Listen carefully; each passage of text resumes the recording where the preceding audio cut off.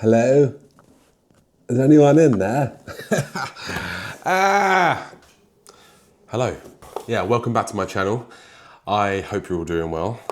I thought it's a beautiful afternoon and I haven't done one of these yet because this is only my, first, second or third video, whatever this gets posted. But I want part of my channel to be about brewing as well. So the coffees that I'm brewing at home, the different coffees that I've managed to pick up from different cafes or I've been sent. And yeah, just sort of see if you guys have had them as well. There's a fly flying around. God dang it, man. But yeah, part of this channel I want to be doing some brewing. I'm not an expert with pour overs and stuff, but I do pretty much a standard recipe and then just use good water and good coffee. Yeah, these are actually, I'm only brewing one of these, but these two cans are, believe it or not, they are coffee. Can you see? Can you see? I don't know. Can you see? I think you can kind of see. Oof. Yeah, these are from a French roaster called People Possession, and these are really cool guys. I mean, obviously their packaging stands out, first of all. This, they actually have another brand called Kawa, and I've had a few coffees from them in the past. I've actually got some really old Diego Bermudez, some like thermal shock stuff in the freezer, which I must have got, it's got to be about 3 years old now. But I brewed a cup a couple of weeks ago and it was still unbelievably peachy and tasty. So yeah, these guys do really good coffee. And People Possession, recently, maybe the last 12 to 18 months have just absolutely blown up. I don't know if this is like meant to be their sort of really experimental, really kind of out there sort of side of their business, when Kawa, I think, is like big time in France, and a lot of people use Kawa and they probably have a range of maybe lower quality coffees. So I get the vibe that People Possession is their like side project, which is like the stuff that our industry maybe wants a bit more. I don't know. But Kawa still have amazing coffees. Everything I've had from these guys is pretty wild. And these two are no exception. I'm only brewing one, so I've already opened this one.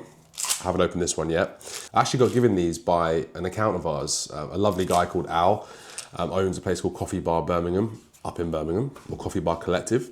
And yeah, they've actually done a collaboration with People Possession, which is really cool. And I have no idea what that says.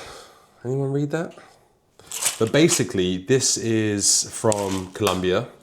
Most of this kind of crazy processing where you see things like thermal shock, or you see things like experimental, or a lot of these co-ferments and infusions, things like that, mainly seems to be coming from the Huila region from Colombia.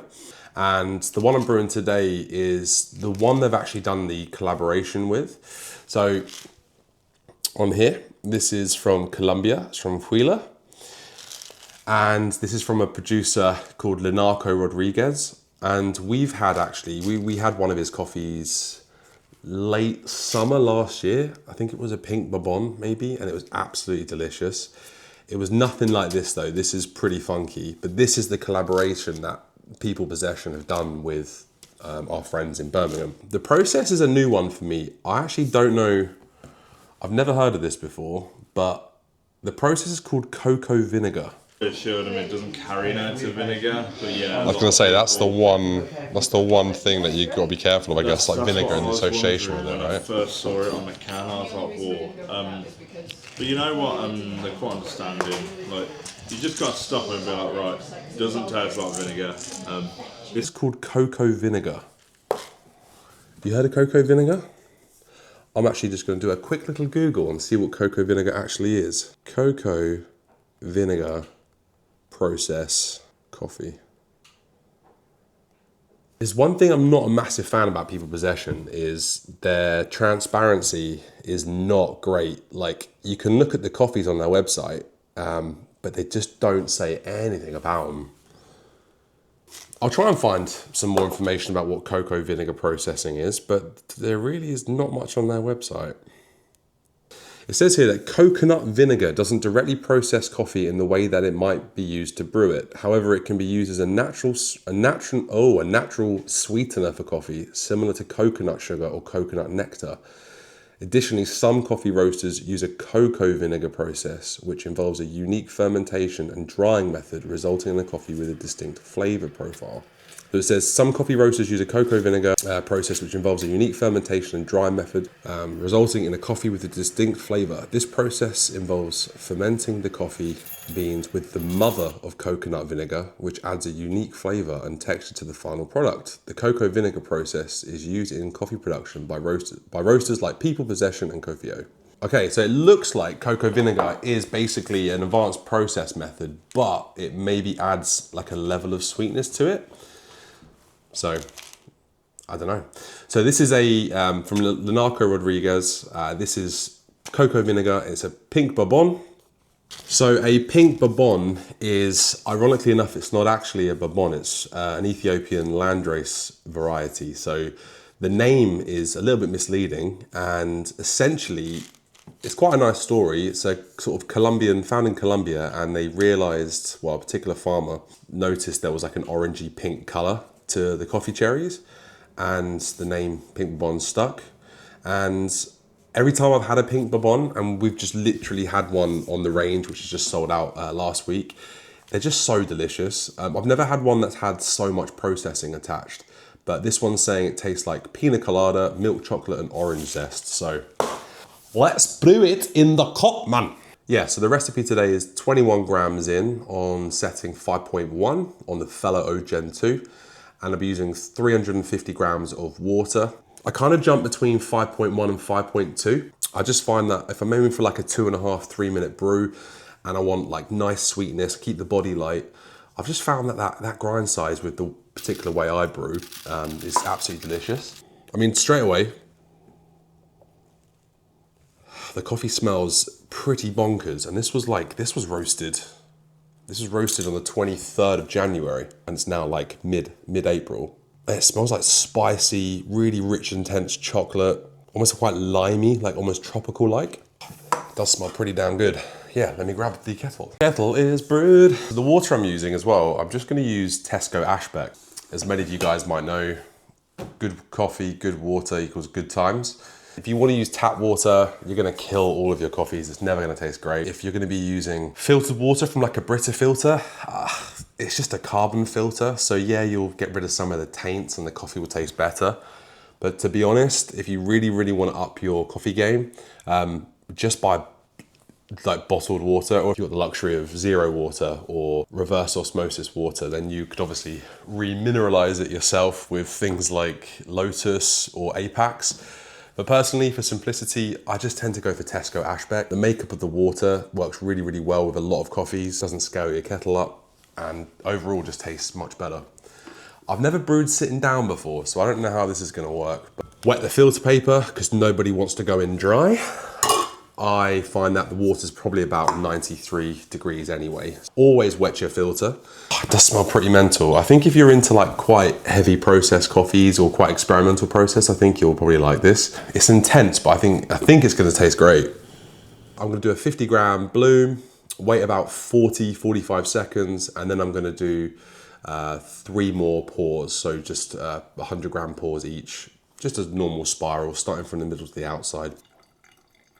Oh, man, it does smell like coconut. It genuinely actually does smell like coconut, which is pretty wild. That wrapped up in about 3 minutes. So hopefully this will be tasting pretty good. I don't know where I found the recipe that I use. It's just, I think it might have been on some Reddit forum or something. I think maybe when I first got the Fellow Ode, I was just looking for something that I could maybe replicate. And it's just been great. I used to do the 4-6 method, which was always really cool, and that was with a V60 as well. But I don't know, this real simple method, bloom and 3 pours, I feel like you could probably easily do it in a commercial setting if you wanted to. It just seems to work with the coffees that we roast and the coffees that I tend to buy as well. People Possession, Coco Vinegar, the collaboration with Coffee Bar Collective in Birmingham, French roaster, sick cans. If you get a chance to look on their website at the other cans they have, they are pretty good, and they have kind of taken London by storm a little bit. I'm seeing these guys absolutely everywhere, and fuck Brexit.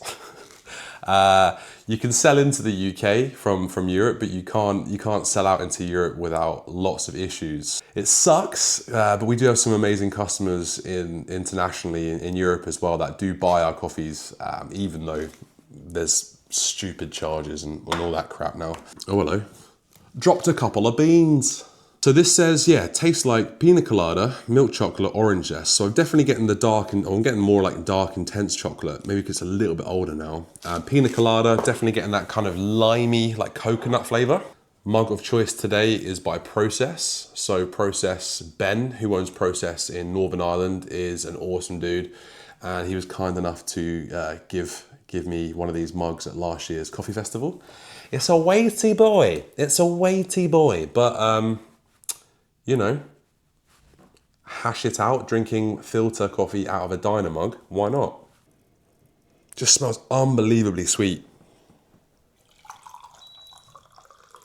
The kettle's beeping at me. I've overfilled it a little bit. Damn. Damn. Damn. Damn. Damn. That does remind me of coffee that Dak had. So Dak are an Amsterdam-based roaster, and they had this coffee called Coco Bongo, which was co-fermented or infused with coconut. This tastes a hell of a lot like it, but maybe a little bit less funky. This tastes a bit cleaner.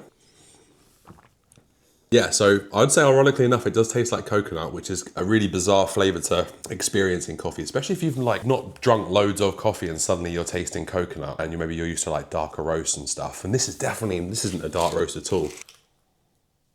So yeah, nice like lighter onto the medium side. And yeah, definitely milk chocolate. Like almost like, or to be honest, maybe the rest time I'm getting more of like maybe a high percentage dark chocolate. Definitely got that coconut, this kind of coconut, necessarily on the aftertaste, just the initial upfront taste is definitely coconut. And I do get the whole pina colada. For me, it's a bit more lime, There is definitely some sort of tropical fruit. I want to say watermelon, but I don't think it is watermelon. I taste green. I taste a lot of like green, yellowy flavors. But yeah. That's pretty bang on. The brew, I think I brewed it pretty well. This is the beauty of that recipe, and I think the big thing as well is the grinder that I use. It's everything just tastes so much better on it. Awesome job, people possession. I think this can will probably set you back about £20 for 200 grams. So they're not cheap, but don't buy cheap coffee, buy good coffee. Really good job, the guys in Coffee Bar Collective in Birmingham for picking this coffee. Obviously, the producer as well, Linarco Rodriguez. I've only had one of their coffees before, and it was from us last year, and it was unbelievable. It was a pink Bourbon, but it wasn't this. I think it was just a wash process. But yeah, check out People Possession. If you see their coffee on the shelf in a coffee shop near you, definitely grab a can. Yeah, absolute banger. You probably wouldn't want to drink this every day, all day. You definitely don't want to give it to like the parents or to people that maybe just like a latte. Could I have a latte? Yeah. No, you're gonna have cocoa vinegar. You're gonna shut the fuck up and enjoy it, you prick. Making me a little bit naughty. I don't really have much more to say. And they've just done an amazing job with the cans. If you go on peoplepossession.com, you'll be able to see all the different can designs they have. Only downside is when you take off the foil lid, you've then got absolutely nothing to sort of stop you from it being exposed. So either somehow put the foil back on. There you go. Lovely and sealed from the environment. Do a little case. I've seen people with a little a silicone case that goes over the top. So definitely worth getting or put in a storage container. I think next video I might do this one. This is the second one that I got. This one really interests me as well. This is bashed up, but this is from Los Nogales, which is a farm that we've worked with a hell of a lot. It's a guy called Oscar Hernandez. And again, this is from Huila. So all this heavy processing is coming from that side of Colombia. This is from Oscar Hernandez, and it's the Typica. And it's a little bit vague, and I tried to find more information about it as well from People Possession, but it's an innovative fermentation washed.